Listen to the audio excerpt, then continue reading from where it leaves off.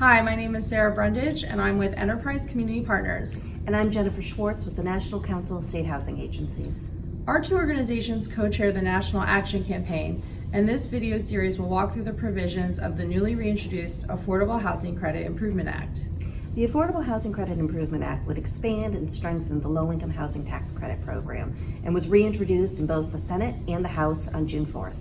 To learn more about this bill and access Action's many advocacy resources, visit the website at www.rentalhousingaction.org. Properties financed with either or both the housing credit and multifamily housing bonds must be available to the general public so long as the households are income eligible. This requirement is commonly referred to as the General Public Use Rule.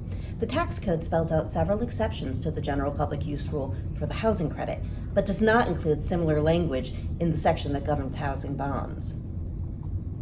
Advocates became concerned with the application of the General Public Use Rule recently because IRS had taken the position that housing bond finance properties could not provide preferences for veterans.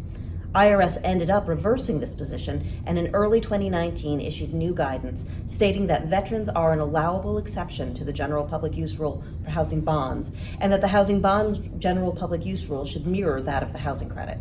Section 206 of the Affordable Housing Credit Improvement Act would codify the recent IRS guidance applying the Housing Credit General Public Use Rule to the multifamily bond program.